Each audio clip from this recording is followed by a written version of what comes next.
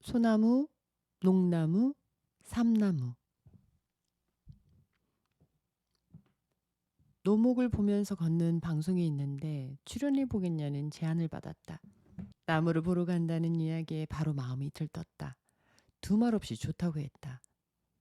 도대체 어떤 나무를 보게 될까 하는 만남의 기쁨이 앞서 방송일이라는 귀찮음을 까맣게 잊었다. 요즘 그런 일이 많다. 이야기 중에 나에게 유리한 부분만 듣고 경솔하게 대답한다. 나이를 먹으면 야위어 몸이 가벼워지는데 마음속에 저울추도 가벼워지는지 멋대로 들썩에 놔도 곤란하다.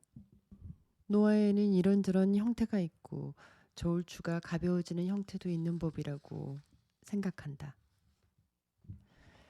보고 다니는 나무는 세 그루로 도쿄 에도가와의 절에 있는 소나무, 미에현 스즈카의 전원 속에 있는 농나무, 후쿠시마현의 도로 옆밭에 있는 삼나무다. 세 그루 모두 홀로 우뚝 솟은 거목이었다. 이 중에 사람의 관리를 받는 나무는 에도가와에 있는 소나무로 관리와 보호 수준도 보통 이상의 온갖 수단을 동원하는 대규모 작업이라고 들었다. 우선 흙과 물이다. 토양 그 자체의 활성을 향상시키기 위해 묵은 흙을 파내고 새 흙으로 교체해준다. 배수관을 배치하고 매립하여 급수 설비를 갖춰 놓는다. 추측컨대 귀찮은 작업이라 생각하겠지만 수목의 생명은 본디 흙, 물, 햇빛이라서 말하자면 근본적인 보호에 시간과 정성을 아낌없이 쏟고 있다고 할 수 있다. 사람이 밑동을 밟아 훼손하지 않도록 울타리를 세워 길을 안내하고 활짝 뻗은 나뭇가지에는 버팀목을 대서 도와준다. 물론 비료주기, 계절마다 손질해주기, 해충 방제 작업 등은 말할 필요도 없을 것이다.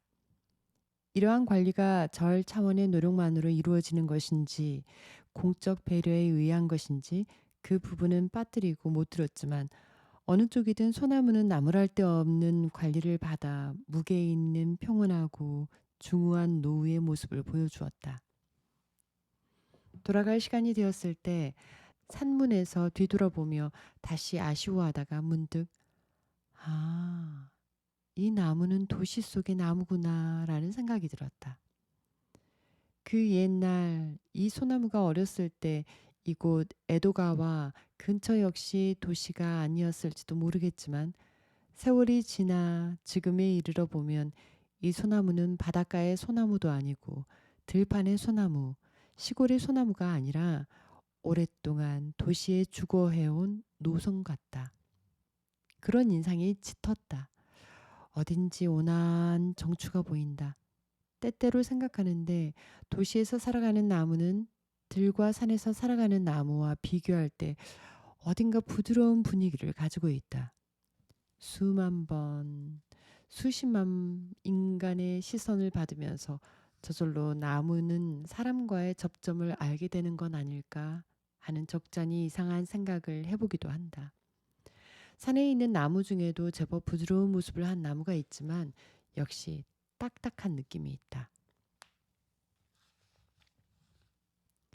에도가와의 소나무가 시중받는 나무라고 한다면 스즈카의 농나무는 지금까지의 삶 가운데 전반부는 보호를 받고 이유는 전원 속에 홀로 우뚝 서서 자연을 견뎌낸 반반의 경력을 가지고 있다고 할 수 있겠다.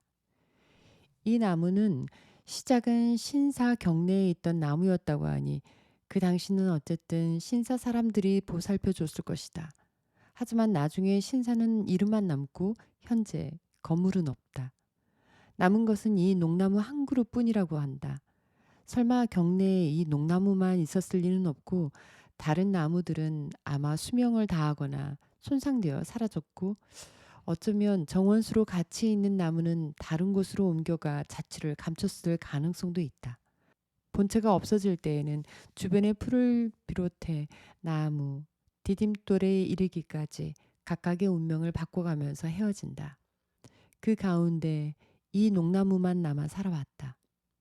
선천적으로 강하기도 했고 경내에서 보호를 받다가 논 가운데서 비바람을 맞는 환경 변화에도 씩씩하게 적응할 수 있었던 게 틀림없다. 여하튼 비바람을 견디며 수백 년이나 살아남았다니 경사스러운 일이라며 쳐다봤다. 소나무와 달리 키가 크고 굵은 줄기에 수많은 가지가 달려있어 그런지 잎이 조금 작아 보인다. 노목이라 그럴지도 모르겠다.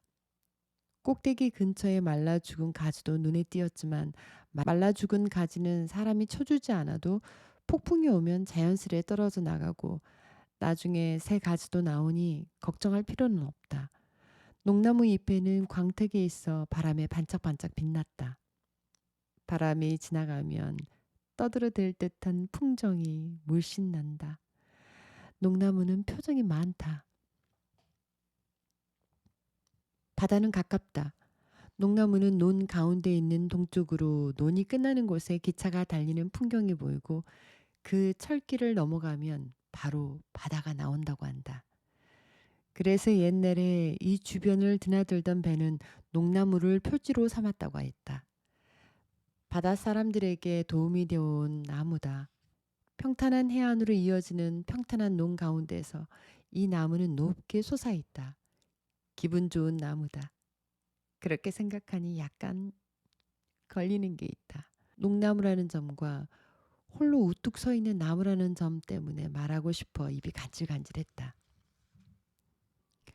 언젠가 식물에 대해 이것저것 가르쳐주는 선생님과 대화를 나누다가 도심 한복판에 홀로 우뚝 서 있는 거목이 멋지다고 했더니 선생님은 멋지다고 생각하는 거야 본인의 자유지만 왜 홀로 서 있는지 생각해 볼 필요가 있다며 나무랐다. 우선 그 나무는 무슨 나무였냐는 물음에 먼 눈으로 봐서 잘 모르겠다고 답하자 선생님은 웃었다. 그럼 그건 어쩔 수 없다 치고 그 나무의 가지는 어떻게 생겼냐고 묻는다. 줄기는 굵고 짧은데 우산을 펼쳐놓은 듯 수려하게 뻗은 가지에 잎이 무성했다고 하자 그런 나무는 풍경으로는 멋질 수도 있지만 목재로 쓰기에는 부적합하다고 한다.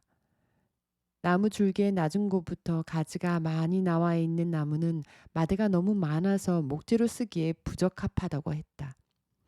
먼저 수종을 확인하고 나무의 형태를 살펴본 다음 유용한지 어떤지를 생각해보고 더 나아가 그 부근을 둘러보면서 같은 수종의 나무 그루터기가 있는지 없는지 주의를 기울이면 들판에 혼자 남은 이유가 짐작될 것이다.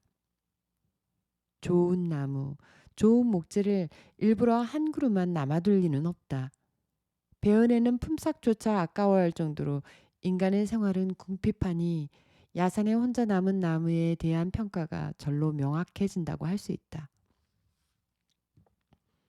인간의 처지에서 보면 쓸모없고 가치없는 나무이지만 나무의 입장에서는 불운과 고난 끝에 겨우 얻은 노후의 평안이라는 것이다. 부디 혼자 남은 나무를 보고 멋지다 하는 말로 끝내지 말고 좀 더 세심하게 봐주길 바란다고 했다.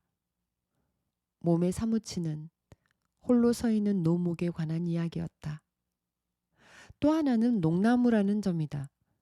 지금은 고인이 된 어느 국목수에 관한 이야기인데 농나무는 목수에겐 방심할 수 없는 성가신 나무라며 결코 번듯한 건축물 근처에 심을 게 못 된다고 한다.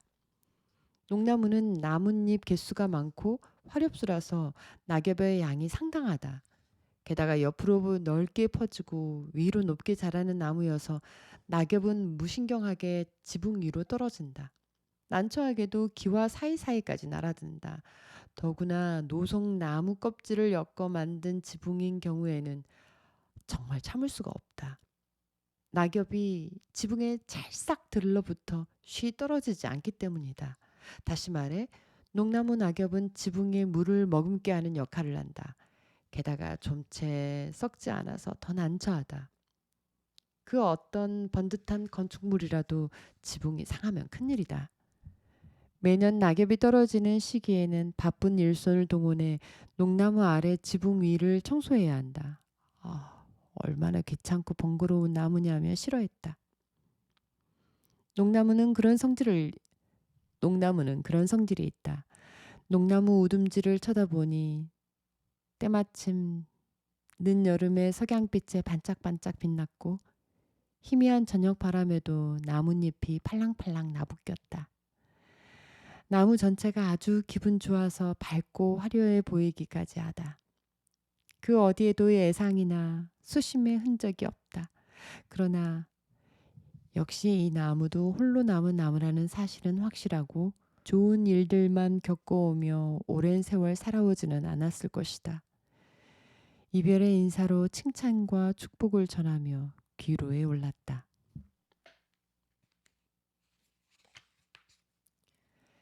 스기사와 마을의 큰 삼나무로 불리는 삼나무를 보러 후쿠시마현 이와시로에 갔다.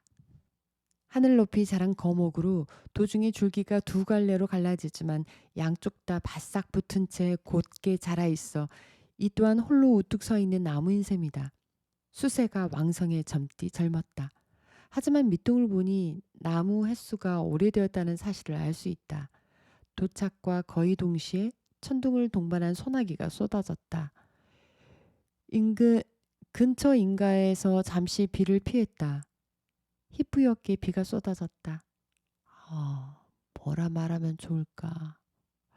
퍼붓는 빗속에서 삼나무는 가지도 잎사귀도 한 점 흔들림 없고 움직임 없이 오래도록 태연한 모습으로 안정된 상태를 보였다.